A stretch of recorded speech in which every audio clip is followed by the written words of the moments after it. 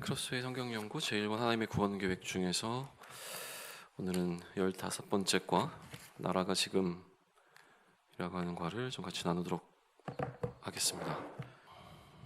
오늘 그림이 좀 많아가지고 그림 중심으로 설명을 좀 하고 가보시죠. 일단 전체적으로 이제 나라가 지금이라고 하는 이 주제를 풀어낼 때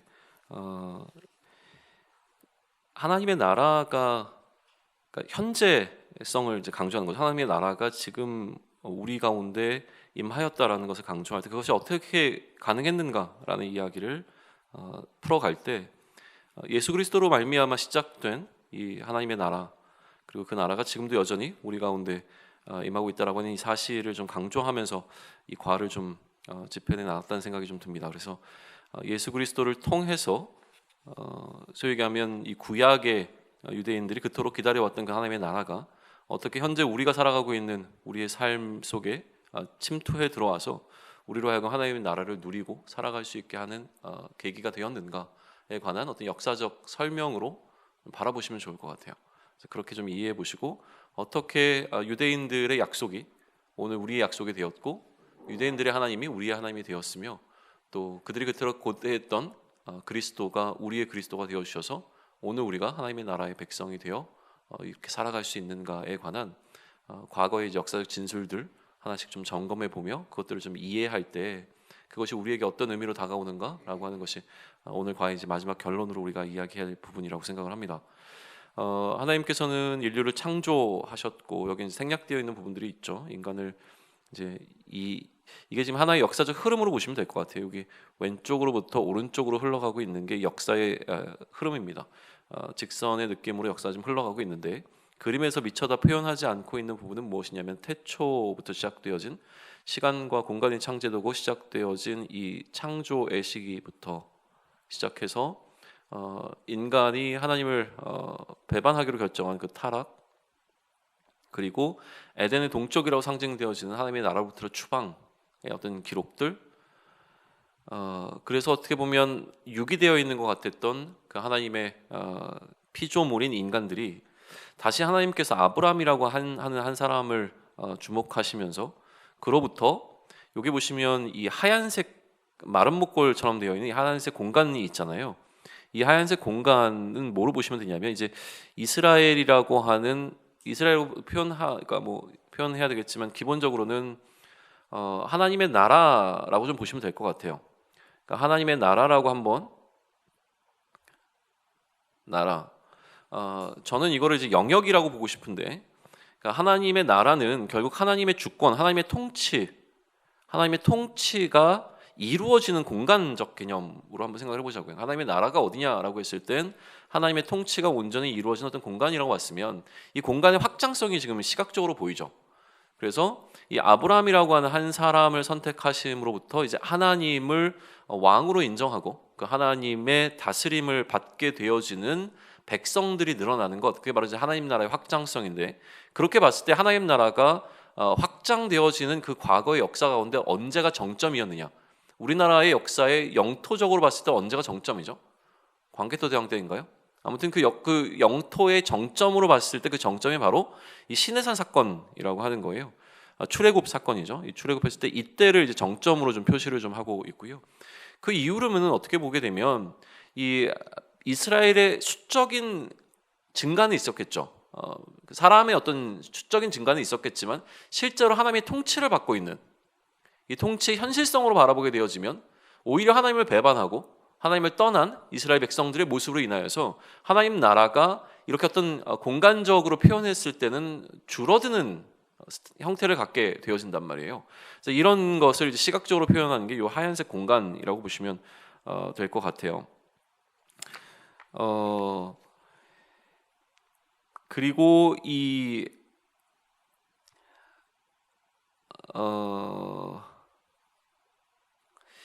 그렇게 줄어들어가던 이제 하나님 나라의 어떤 영토가 여기 보시면 이제 머리에 동그라미가 두 개니까 또 왕관을 쓰고 계시는 이 예수님께서 그리스도로 오시는 그 시점을 중심으로 해서 다시 하나님 나라는 그 영역이 확대되어서 나가고 있죠.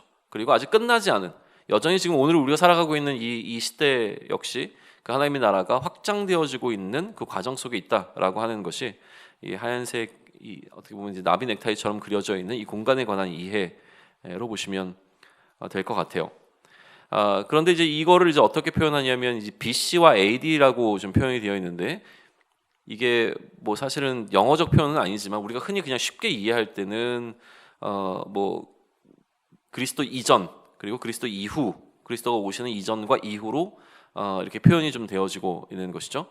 그래서 이 예수님이 오시는 기점으로 해서 세계의 역사는 혹은 이제 하나님 나라의 어떤 역사는 두 개로 이제 구별되게 되어집니다. 그래서 그 차이가 좀 존재하고 있는데 실제로 예수님이 오시기 이전에는 하나님의 나라의 백성은 유대인으로 한정적이었습니다. 그러나 예수님이 오시고 난 이후에는 이제 그리스도인이 되어지죠.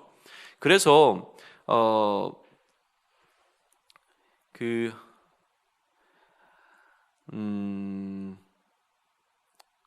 제가 어디다 메모를 해놨는지 모르겠네. 옛 이스라엘과 지금 새 이스라엘이라고 해놨는데요.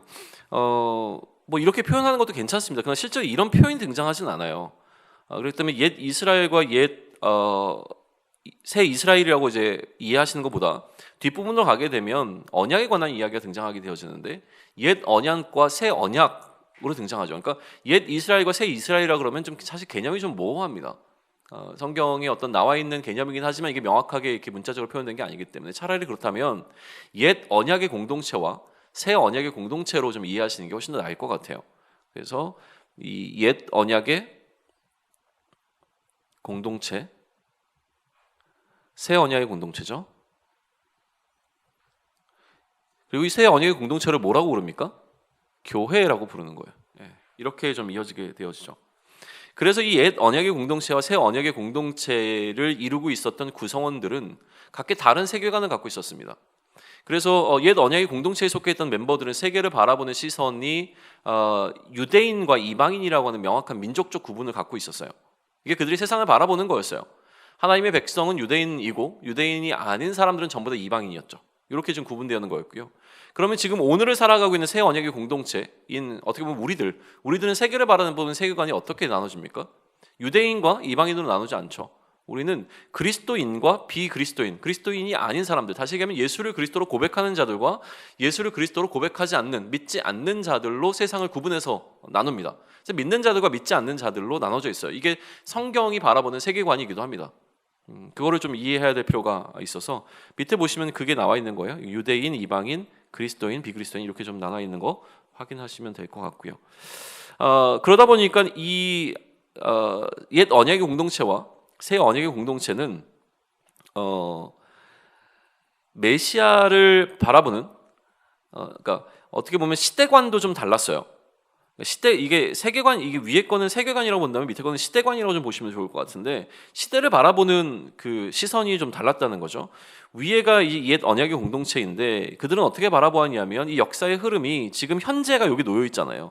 창조의 시기가 역사의 시작이고 현재가 놓여 있으면 이 나머지 초록색 부분은 미래가 되겠죠.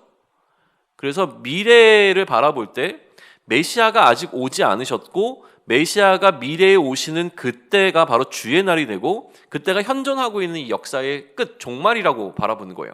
그래서 아직 메시아는 오시지 않았다라고 하는 이 시대관을 좀 갖고 있었습니다.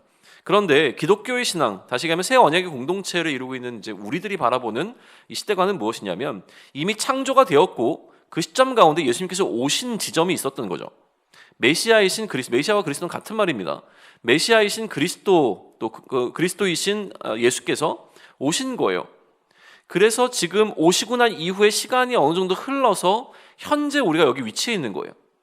예수님이 오신 이후에 예수님이 오신 것은 과거의 사건이 되는 거죠. 미래적 사건이 아니라 과거의 사건이고 현재 우리는 여기 놓여 있고 그러면 우리가 지금 기다리고 있는 이 시대의 끝이라고 불리게 되는 종말은 언제냐라고 했을 때는 그 예수님께서 다시 오시는 때란 말이에요. 그게 이제 재림이죠. 그래서 우리는 다시 오심이라고 해서 재림이라고 표현합니다. 예수님이 다시 오시는 그 날이 이 세대가 끝나고 오는 세대 가운데로 우리가 들어가게 되어지는 어떤 시대적 구분, 이게 우리가 갖고 있는 어떤 개념이라고 하는 사실 좀 기억하시면 좋을 것 같아요. 자, 그러면 이제 중요한 건 뭐냐면 옛 언약과 새 언약이라고 하는, 다시 얘기하면 옛 언약과 새 언약을 구분짓는 구분점은 뭡니까? 예수 그리스도예요. 그러나 더 중요한 구분점은 뭐냐면, 더 중요하다고 표현할 수는 없지만 언약, 새 언약이 주어졌으니까 옛 언약이 존재하는 거잖아요. 만약에 새 언약이 주어지지 않았다면 옛 언약은 그대로 그냥 언약이었을 겁니다. 그러니까 이제 우리는 새 언약에 관한 이해가 좀 필요하죠. 도대체 어떤 언약이 우리에게 주어졌길래 옛 언약이 기존에 있었던 언약이 옛 언약이 되었는가라고 하는 것들을 이해하기 위해서 그 다음 장에 이제 이어져 나오는 그림은 언약에 관한 그림입니다. 이 언약에 관해 설명을 좀 해주고 있죠. 성경에 나오는 중요한 언약들이 있어요. 근데 이 언약을 다 다루지는 않습니다. 그 중에서도 또 선별해서 몇 가지 언약, 우리가 꼭 알아야 되는 언약들만 지금 기록하고 있는데요. 언약 신학이라고 부를 정도로 언약은 성경에서 굉장히 중요한 사실은 위치를 차지하고 있고 우리가 꽤 면밀하게 들여다봐야 될 필요성들이 있기는 합니다. 그러나 또 그렇게 면밀하게 들여다보지 않아도 한번 생각해 보세요. 언약이라고 우리가 표현하지 기본적으로 이 개념은 하나님이 우리에게 약속을 주시는 거예요. 그죠? 우리가 어떤 기업과 약속을 맺게 되면 계약서를 면밀하게 검토해 봐야 된다는 이야기가 함부로 사인하지 마라 뭐 이런 얘기 하잖아요. 그런데 이거는 하나님과 나와의 어떤 약속입니다. 근데 그 약속을 면밀하게 들여다보지 않는 이유는 뭐예요? 우리가 어떤 사람과 약속을 했을 때 굉장히 그 약속을 디테일하게 들여다봐야 되는 상황이 있고 어느 경우에는 거의 보지도 않고 사인해버리거나 구두로 약속해버리는 경우가 있단 말이에요. 어떤 차이가 있을까요? 대상을 향한 신뢰도의 차이가 있습니다. 그러니까 믿을만한 대상이면 우리는 사실은 이런 계약서조차도 필요하지 않아요. 말로 약속한 거면 그거를 그대로 믿는 거죠. 하나님이라는 존재와 우리입니다. 그러다 보니까 우리가 이 언약을 면밀하게 살펴봐야 될 필요성이 있고 거기에 따라서 우리에게 주는 신앙적 유익이 있지만 기본적으로 하나님의 약속을 신뢰하는 것으로부터 출발하는 것이 이 약속을 언약을 대하는 기본적 태도가 될 거예요. 성경에 나오는 중요한 언약들이라고 하는 건 사실 하나님께서 우리를 너무나 사랑하셔서 하나님께서 우리에게 해주신 말씀이고요. 하나님이 해주신 말씀은 반드시 성취되기 때문에 그 모든 말씀은 다 약속입니다. 현재 이루어지는 것들이 아니면 전부 다 약속인 거예요. 하나님께서 말씀하시면 틀어지는 게 없습니다. 말씀하신 대로 이루어지기 때문에 그래요. 허튼 소리를 하시는 분이 아닌 거죠. 그러니까 성경은 기본적으로 전부 다 약속으로 기록되어져 있기 때문에 그래서 우리는 성경을 뭐로 나눕니까? 구약과 신약으로 나눠요. 하나님의 말씀으로 기록된 성경을 부를 때 우리는 구약과 신약으로 나누죠. 옛 약속과 새로운 약속이라고 하는 개념으로 이 성경 전체를 나누어 볼 수 있다라고 하는 거죠. 자, 그러면 이제 그 중에서 이제 뽑혀져 있는 그 수많은 약속들로 가득 찬 이 성경 가운데서 우리가 뽑아서 기록해야 되는 약속들 가운데서도 우리가 주목해야 되는 약속이라고 부르는 것들이 있는데 여기 보면 까만 삼각형이 있어요. 야, 깨알 같지 않아요? 이 까만 삼각형? 이거 이제 설명 안 해주면 다 모르는 부분이에요. 이 디테일, 이런 디테일함. 자, 요게 뭐냐면 이전에 우리가 보았던 굉장히 큰 어떤 역사적 흐름 이렇게 갔던 거를 이렇게 여기다 요약해 놓은 거예요. 그러니까 앞으로 가시면 제가 몇 번째인지 모르겠는데 하여튼 몇 번째 그림을 보시면 이렇게 나와 있는 그림이 있을 거예요. 역사적으로. 그게 언제냐면 창조로부터 시작해서 아브라함에 이르기까지의 이 그림이 나와 있는 게 있을 거예요. 아무튼 그러면 이 과정 가운데 이건 역사의 흐름이란 말이에요. 이 흐름 가운데서도 하나님의 약속은 존재했겠죠. 그럼 이 중에서 우리가 기억해야 될 약속이 어떤 거 있냐면 아담에게 주신 약속이 있어요. 그리고 뭐 노아에게 주신 약속도 있어요. 그런 것들을 우리가 다 이제 좀 살펴볼 필요도 있어요. 이걸 압축적으로 이렇게 해놓고요. 그러면 이제 웬트 목사님이 주목하고자 하는 그 언약들은 뭐냐면 첫 번째 여기 보시면 이제 파란색이 다 언약인데요. 위로부터 지금 내려오고 있죠. 1번, 2번, 3번으로 구분지어서 이걸 얘기해 보자고요. 그러면 1번 언약은 뭐냐면 아브라함 언약입니다. 아브라함. 하나님께서 아브라함에게 주셨던 약속인 거죠. 그런데 설명부터 다 하죠. 그 두 번째는 뭐냐면 여기 나와 있는 이 그림 이제는 익숙하시죠? 이게 바로 시내산이니까 시내산 언약이죠. 출애굽하고 난 이후에 하나님께서 주셨던 이스라엘 백성이 주셨던 약속. 세 번째는 뭡니까? 여기 왕관이 나와 있잖아요. 이 왕관은 다윗 언약입니다. 다윗에게 주셨던 약속인데, 자 이렇게 세 번의 큰 약속 가운데서도 이 약속들의 내용을 주목하는 것이 아니라 이 약속이 어떠한 형태를 띠고 있는가에 지금 주목하고 있는데 아브라함에게 주신 약속은 여기 보시게 되면 일방적으로 체결한 종적인 언약이다라고 지금 표현이 되어 있어요. 그러니까 아브라함이 어떻게 하느냐와 전혀 상관없이 하나님께서 그냥 일방적으로 아브라함에게 주신 약속이라는 거예요. 약속을 받는 상대방이 중요하지 않습니다. 그냥 하나님께서 아브라함에게 이 약속을 하셨고 그거는 아브라함과 전혀 상관없이도 하나님께서는 지켜내실 약속이 되어지는 거죠.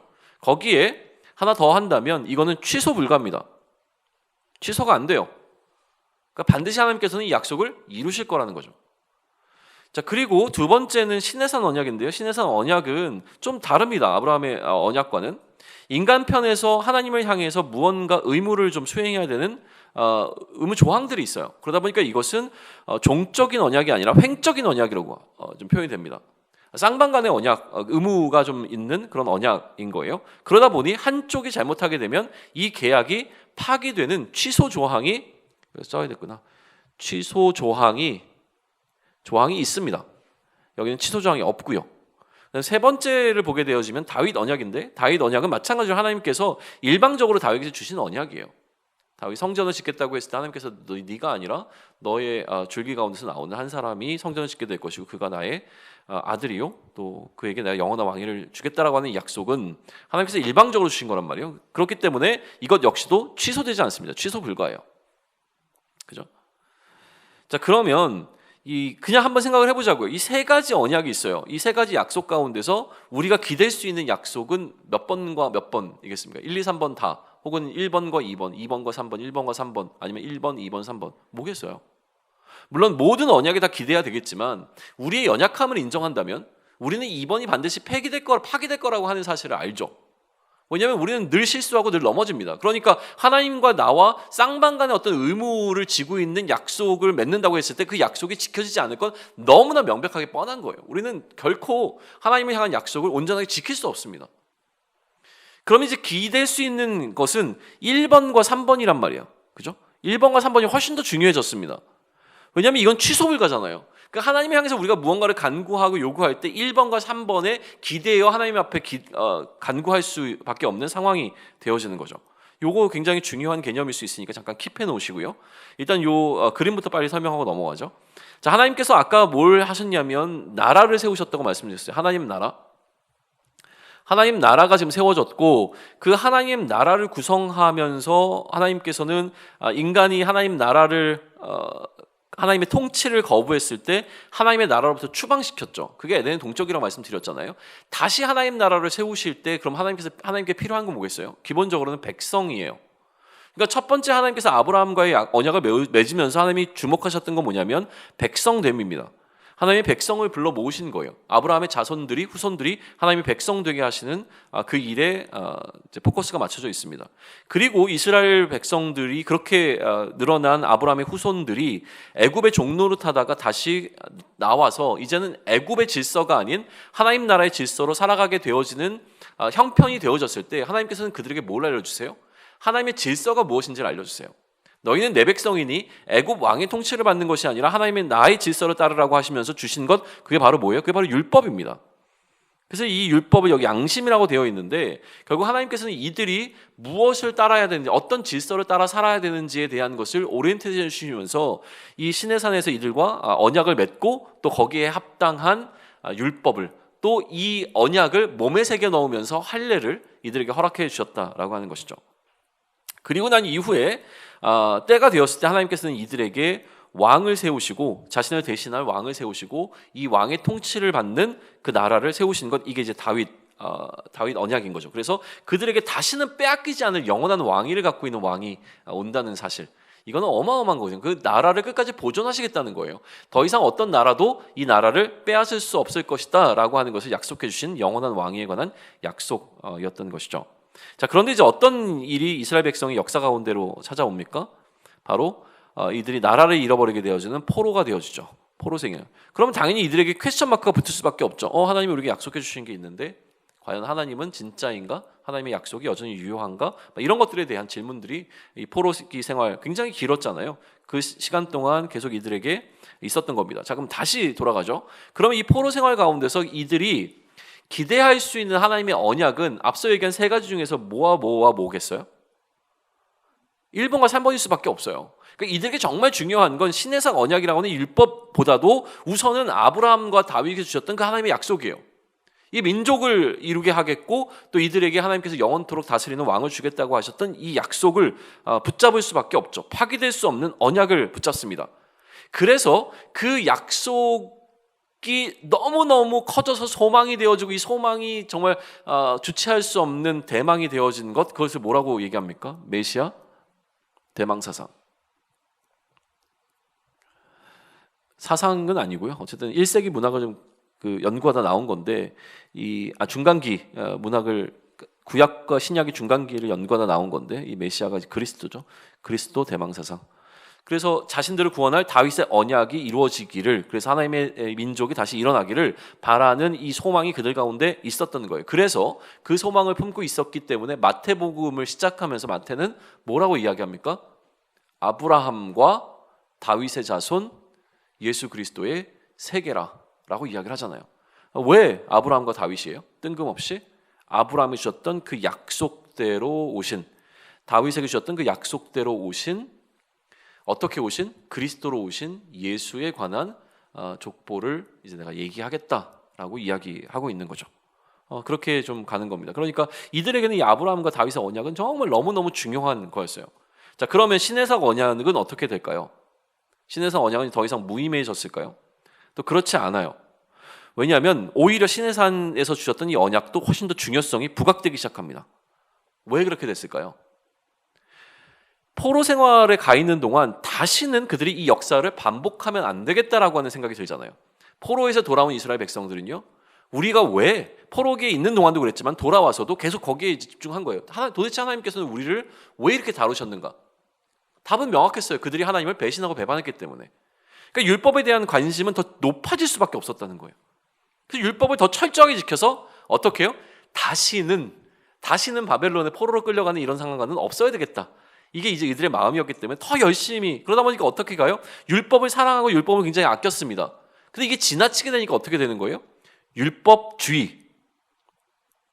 율법주의가 되어지고요.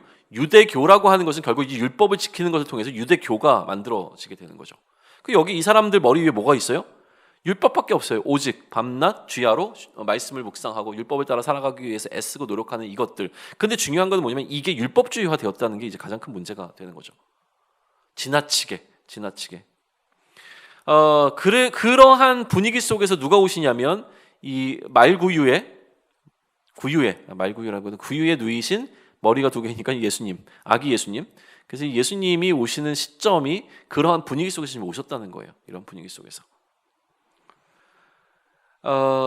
예수님께서 그리스도로 오셨다라고 하는 건 뭐냐면, 자, 아까 얘기했던 이 언약들의 성취죠. 그죠? 이 언약들이 성취되었음을 의미하는 거예요. 모든 약속은 이루어졌다. 이게 이제 예수님이 오신 것으로 이제 다 끝나는 거죠. 그러면 약속이 이루어졌으니까 옛 약속들은 전부 다 이제 의미가 없어졌느냐라는 질문이 올라올 수 있는데 그렇지 않다는 거예요. 옛 언약은 새 언약이 되었습니다. 이 새 언약이라고 하는 게 없었던 것이 뭐 주어졌다 이런 개념이라기보다는 옛 약속의 의미가 보다 더 선명해지거나 확장되었다라고 보시는 게 맞습니다. 그래서 어떻게 하셨냐면 예수님께서는 새 언약을 주셨는데, 예수님이 오시고 나서 새 언약을 주셨는데, 이 언약은 옛 언약인 요 시내산으로부터 요 빨간색 점점점점점 해서 화살표가 일로 오잖아요. 이렇게 온 겁니다. 옛 언약의 토대 위에서 새 언약이 주어졌어요. 그럼 무엇을 새롭게 했느냐? 이게 어떻게 보면 하나의 이미지적으로 보여지는 건 유월절 먹기예요. 유월절을 기념하기 위해서 이들에게는 하나의 어떤 문화적, 민족적 어떤 뭐라 그러죠? 그거를 추석을 뭐라 그래요? 절기? 뭐 이런 거, 이 명절 이런 거로 이들은 유월절을 계속 기념해 왔단 말이에요. 그 유월절날 그날 유월절을 기념할 수 있도록 먹는 어떤 이 프로그램이 있었어요.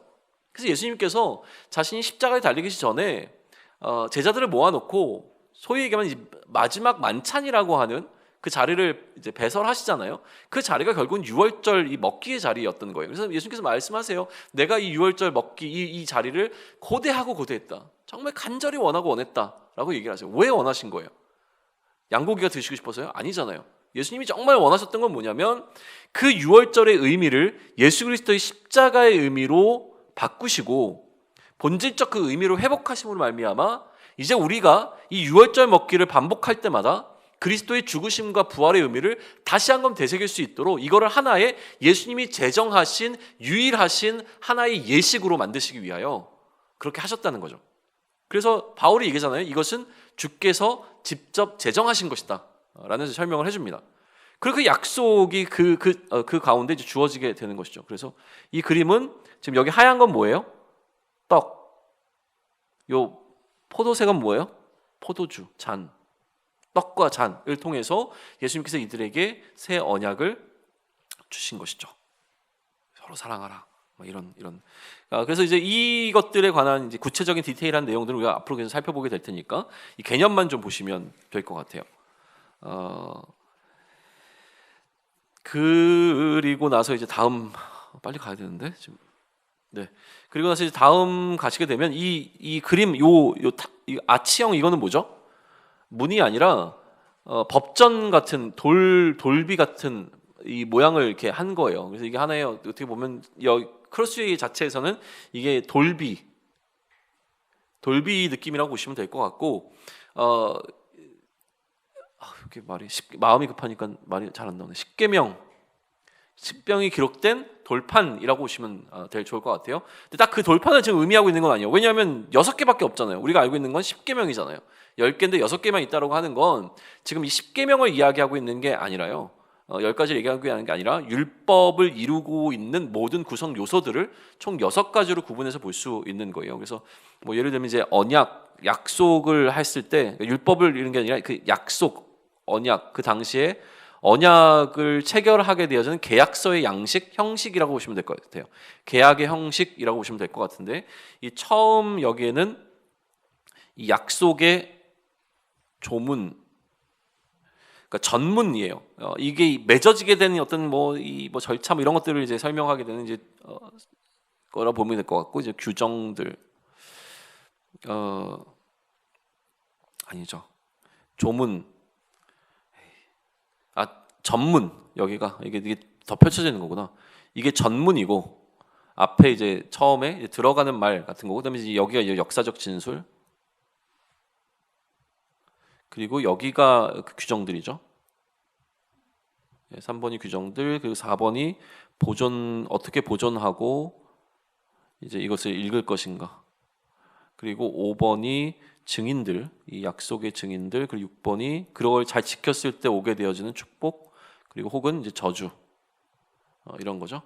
이렇게 좀 되어 있는 것으로 이 약속의 전체적인 틀을 이제 언약의 형식을 지금 이야기하고 있는 거예요. 근데는 아니고요. 근데 넘어가도 될 것 같아요. 네, 넘어가도 될 것 같아요. 왜 넘어가도 되냐면 웬튼즈 목사님이 의도한 건 뭐냐면 이게 이제 기본적으로 그 당시 그러니까 뭐랄까요? 출애굽하고 난 이후에 이 십계명이 주어질 당시에 그 주변국들 있잖아요. 주변국들의 어떤 시대적 배경 속에서 이런 형식을 띱니다. 만약에 오늘 하나님께서 우리에게 약속을 주신다면 오늘 우리가 하고 있는 표준 계약서의 형식으로 우리에게 그 약속을 주셨을 거예요. 당시에 이제 그 시대의 표준 계약서가 이거란 말이에요.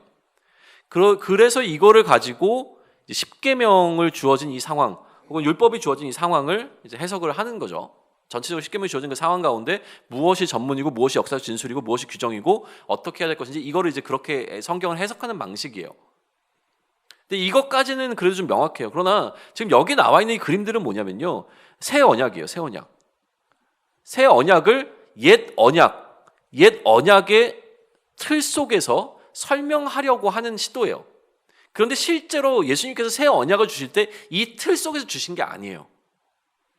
이거는 웬트 목사님의 연구의 결과예요. 그래서 옛 언약이라고 하는 이 틀을 가지고 신약을 살펴보신 거죠. 신약의 곳곳에 나와 있는 이 전문의 역할을 할 수 있는 것, 역사적 진술에 해당하는 것, 규정들에 해당하는 것을 모아서 이것도 신약을 전체를 살펴보니까 신약도 어떻게 보면 이 6가지 카테고리 안에 다 묶을 수 있겠다라고 하면서 그거를 다 그림으로 이렇게 그려서 각각에 해당하는 이것을 다 여기다 집어넣어 놓은 거예요. 그래서 만약에 축복과 저주 같은 경우에는 나중에 우리가 계시록에 보게 되어지면 나와지는 양과 염소의 구분 뭐 이런 것들로 이제 해석할 수 있다. 요거기 때문에 요거는 한번 그냥 참조해서 읽어보시면 좋을 것 같아요. 이거 뭐 나중에 또 나오게 되면 강조할게요. 대신 그렇게 나왔던 6가지가 그 다음 장면에서는 좀 중요하게 다뤄질 수 있습니다. 이것도 이제 명확하게 딱 요거다라고 설명하기는 그렇지만 그래도 아까 나왔던 그 6가지를 이해하게 되어지면 그 이후에 주게 되어지는 유익이 있는데 그게 바로 그 다음 장이라고 하는 거예요. 뭐냐면 그러면 그렇게 약속을 이루고 있는 약속을 구성하고 있는 어떤 형식들 있잖아요. 이 형식들이 굉장히 많은데 그 가운데서 우리가 무엇을 강조하고 있느냐에 따라 우리의 신앙의 태도는 굉장히 큰 차이를 보일 수 있다고 하는 사실이에요. 이게 중요합니다. 자, 한번 생각해 보세요. 내가 어떤 사람과 약속을 체결을 했어요. 그러면 약속을 체결한 그 상황이 더 중요한 사람이 있어요. 약속 자체가 중요한 건 아니에요. 약속을 체결하게 되었던 그 상황이 굉장히 중요한 사람도 있고요. 또 약속이 체결되었다는 것 자체만으로도 너무 좋아하는 사람이 있을 수 있어요. 약속이 이루어지거나 이루어지지 않고는 두 번째예요. 약속 하나만으로도 굉장히 힘을 얻을 수 있죠. 또 약속이 지켜지는 게 너무너무 중요한 사람도 있을 수 있어요. 그러니까 약속이라고 하는 것 가운데 우리는 다 동일한 온도를 갖고 있는 게 아니라 온도 차이가 있습니다. 그러다 보니 하나님께서 우리에게 이런 약속을 주셨을 때 각각의 사람들에게도 이러한 온도 차이가 있다는 거예요. 하나님께서 우리에게 동일한 약속을 주셨음에도 불구하고 이 약속을 대하는 태도에 차이들이 존재를 하게 되어집니다. 그래서 어떤 사람들은 하나님께서 우리에게 이러한 약속을 왜 주셨는가라고 하는 부분에 훨씬 더 비중을 둡니다. 이게 이제 첫 번째 1번 나와 있는 이 사람이에요. 아까 얘기했던 그 전문, 그러니까 이 상황들, 하나님께서 어떻게 우리에게 이러한 상황이 오도록 이끌어 오셨는지 이런 거에 더 집중합니다. 거기는 뭐가 있어요? 은혜가 있어요. 하나님이 이들을 구원하셨고 어떻게 이들을 돌보셨으며 어떻게 이끌어 오셔서 지금 이 상황을 만드셨는가, 이게 너무나 좋은 거죠. 은혜를 강조하는 사람. 또 이 사람은 뭡니까? 머리 위에 규정들만 있어요. 규정들. 이제 율법 항목들, 이게 너무 중요해요. 하나님과 약속을 이제 우리는 지켜야지. 그러니까 이거를 철저하게 지키려고 하는 이런 이 강조점이 뭐가 좋다 나쁘다의 문제는 아니에요.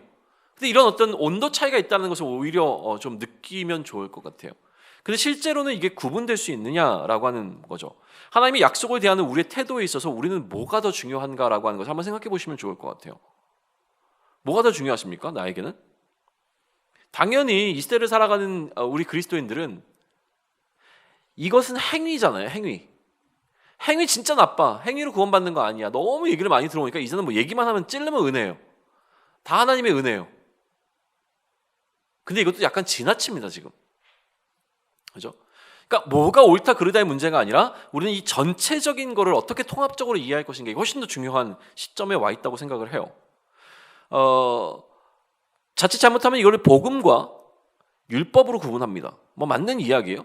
그래서 율법주의가 될 수 있지만 복음도 지나치게 강조하면 복음주의도 건강한 표현이 될 수 있지만 복음 자체가 굉장히 오용될 수 있는 가능성이 너무 높아요. 그러니까 우리는 이 전체를 어떻게 균형을 맞출 것인가에도 포커스를 두고 좀 이해를 해보시죠. 단순하게 생각하면 저는 이렇게 설명합니다. 은혜이고 또 우리의 행위가 강조돼야 되는 건 맞아요.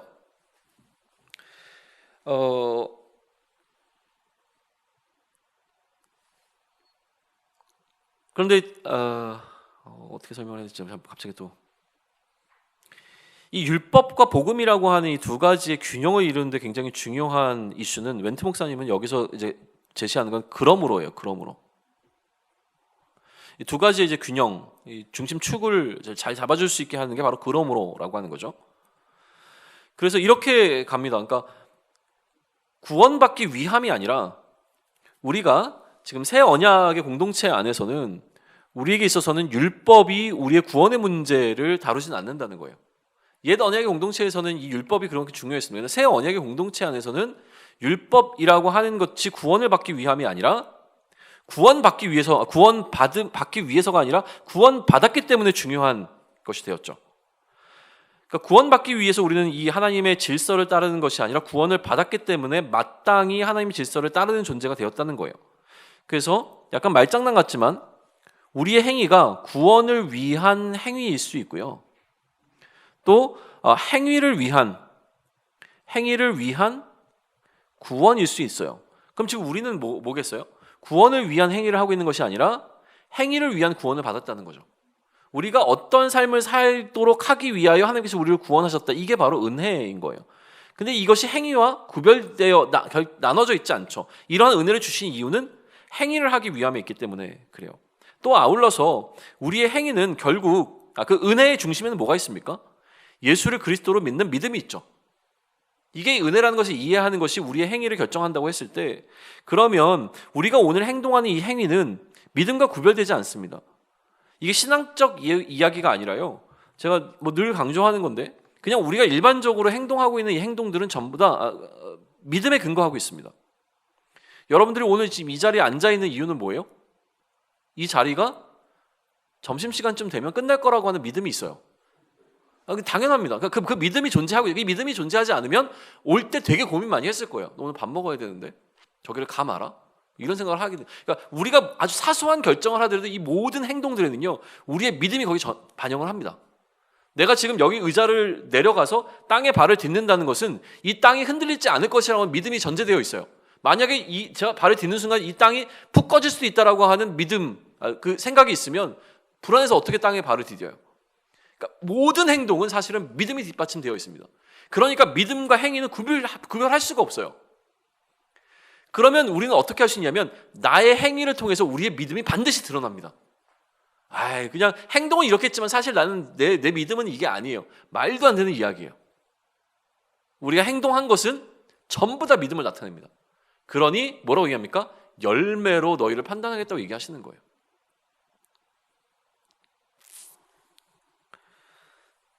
그래서 중요한 건 그겁니다. 왜냐하면과 이제 그러므로가 새 언약의 공동체에서는 굉장히 중요하게 되어졌죠.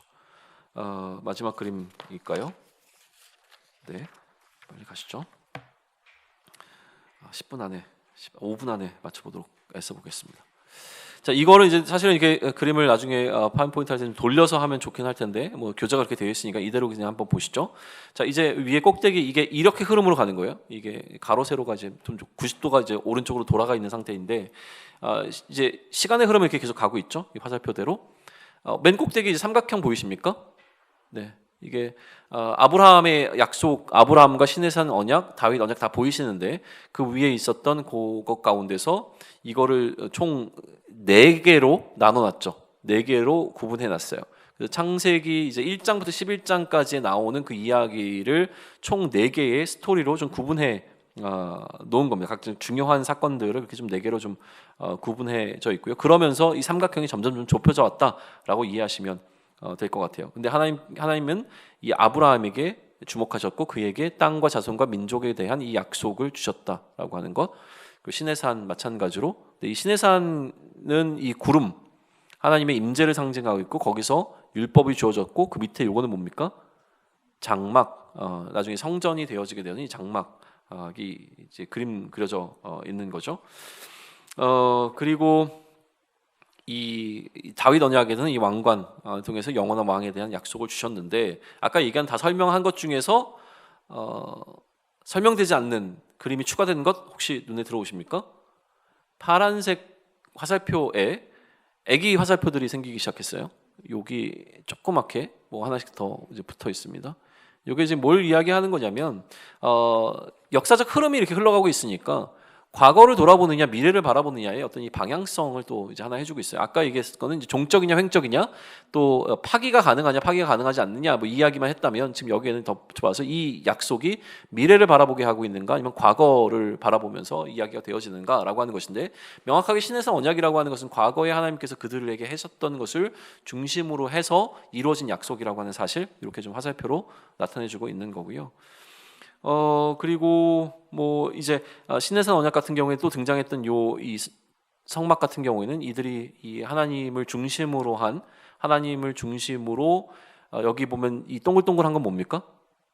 목걸이처럼 보이는 요거는 사람들이에요. 사람들 머리예요.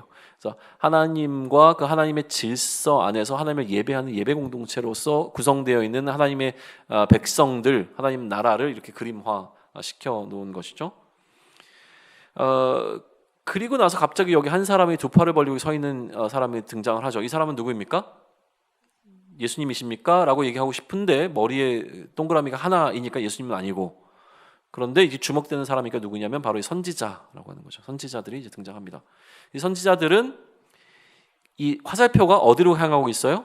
하나님의 질서가 놓여 있는 그 율법으로. 그래서 하나님의 언약과 하나님의 율법에 근거하여서 이들의 앞에 관한 이야기를 해주죠.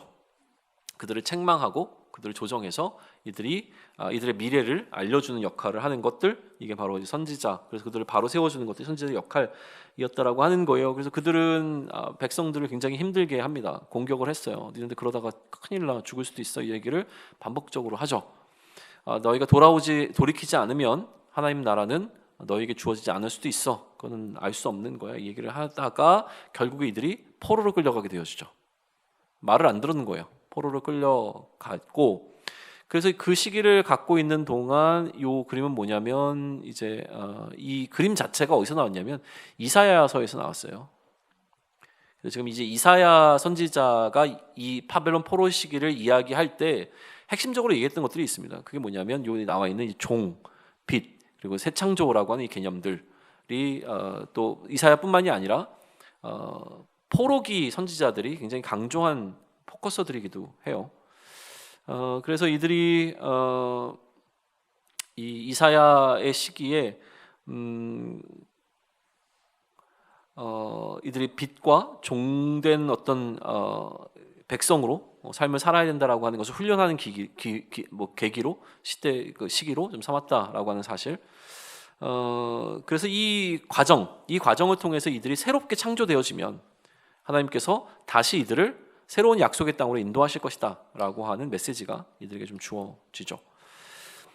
그렇게 해서 이들이 다시 돌아오게 되었고요. 자신들의 고향 땅으로 돌아오게 되었고, 그 이후에 아까도 얘기한 것처럼 이들이 유대교가 발전하기 시작하는데 왜 그랬어야 되는지 우리가 충분히 이해할 수 있죠. 다시는 이들의 포로의 역사를 반복하기 싫고, 또 하나님께서 약속하셨던 그 메시아가 오셔야 완전한 독립을 이룰 수 있으니 이제 그 부분에 더 집중하기 시작한 거예요. 그래서 그러니까 언약을 이루실 그 하나님이 그들에게 주셨던 그 언약에 집중하게 되어지고, 하나님께서 그들에게 주셨던 율법에 집중하게 되어집니다. 그래서 이제 계속 유대교도 역시도 천천히 발전해 나가기 시작한 거예요. 처음부터 이런 형태를 띠고 있던 게 아니라 점점 발단해 나가면서 하나의 형태를 띠게 되어집니다. 그러나 이제 계속 이들은 지배하여 놓여 있는 어떤 포로라고 할 수 있을까요? 어떤 식민지의 이제 상황을 계속 당하고 있었던 거고요. 그런데 그러다 보니 이들이 했던 것들은 아까도 얘기한 것처럼 이제 율법이라든가 이런 조항들에 관심이 있고, 또 성문서들을 연구하고 뭐 이러면서 하나님의 나라가 이제 회복되는 어떤 것들을 이제 추구하게, 그러니까 망하지 않기 위한 노력들을 좀 해 왔는데, 결국 이들이 소망하는 건 뭐겠어요? 메시아 역시나 여전히 돌아온 이후에, 포로기에서 돌아온 이후에도 메시아의 오심을 계속 간절히 기다렸던 거예요. 그럼 이 메시아가 오시는 때가 빨리 올수록 좋은 거잖아요. 그래서 이 메시아가 오심을 그들이 앞당기기 위해서 자신들만의 방법을 썼는데, 메시아가 오셔서 이들을 다스리는 그 나라를 위해서 율법에 대한 순종을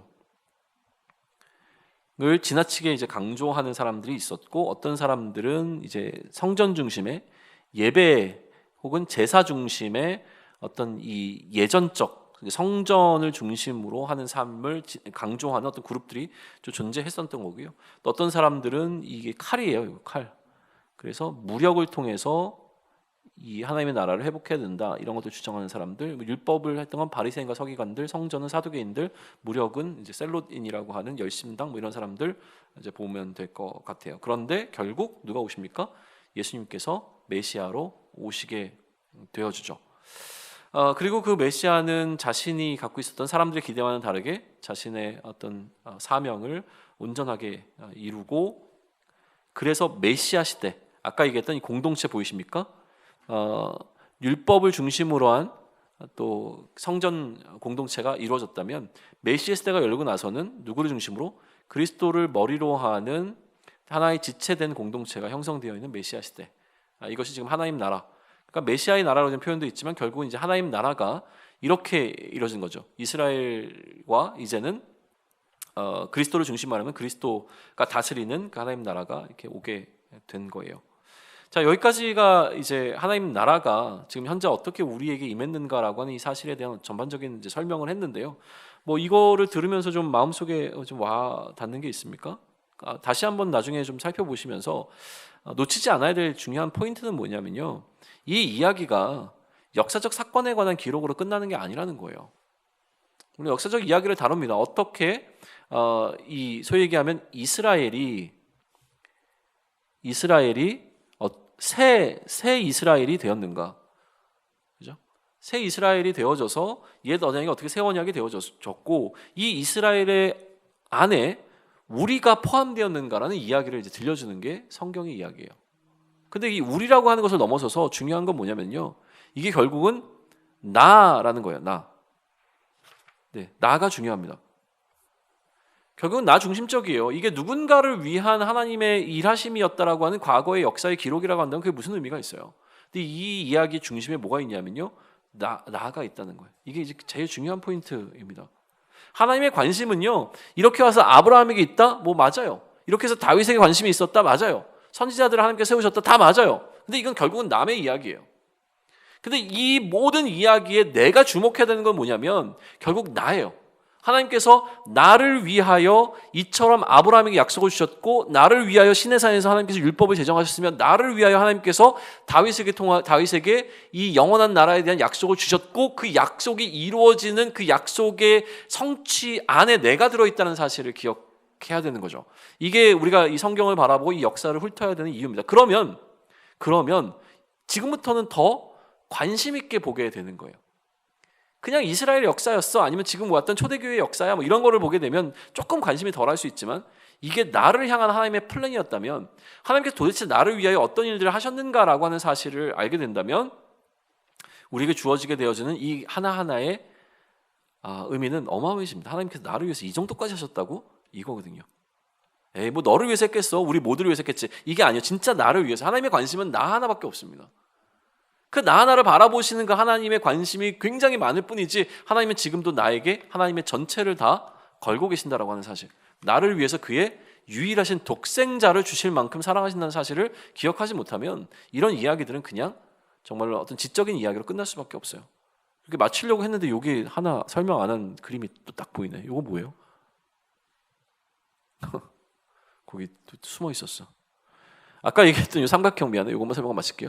이게 이제 1장부터 11장까지의 그림 가운데서 있었던 네 가지 사건, 하나님을 이제 배신하는 중요한 어떤 사건들이 있으면서 하나님 나라가 줄어들었는데 그러면서 이게 뭐냐면 이전에 앞에 나왔던 지구가 있는데 지구가 이게 짜작짜작 이렇게 찢어지는 그림이 있을 거예요. 그거를 이렇게 심플하게 나타낸 거예요. 그래서 하나님을 벗어나서 죄가 확장되어 나가는 어떤 그림을 상징적으로 여기다가 하나 그려 놓으셨는데 그 설명이 좀 안 됐네요. 아무튼 그렇습니다. 자, 그래서 다시 한번 나중에 혹은 이제 앞으로 우리 성경의 이야기를 보실 때 제가 강조하고 싶은 건 뭐냐면 새 언약이 주어졌는데 새 언약의 공동체라고 하는 것이 공동체성을 강조하기 이전에 그 언약은 나를 위해서 주어졌다는 사실을 반드시 좀 기억하셔야 하고요. 나를 향한 하나님의 약속 나를 향한 정말 지극히 개인적인 하나님의 약속으로 이 약속을 받아들이지 않으면 이 모든 사건들은 남의 사건들입니다. 그러나 그 약속이 그 새 언약이 새 약속이 나를 향한 하나님의 약속이라고 하는 것이 인정되어진다면 이 모든 일들은요 결국 나를 위한 하나님의 일하심이었다는 것을 깨닫게 되어지고 그렇기에 이 은혜는 더 커질 수밖에 없습니다. 이 은혜가 커지게 되어지면 아까 얘기한 것처럼 우리는 은혜를 받기 위하여 행하는 것이 아니라 이 은혜를 받았기에 행할 수밖에 없는 존재가 되어주고 우리 삶에 대한 태도 또 우리가 바라게 되는 소망의 패러다임이 바뀌게 되어지는 어마어마한 경험을 해나갈 수 있습니다. 그것까지 오늘 이야기하고 마치겠습니다.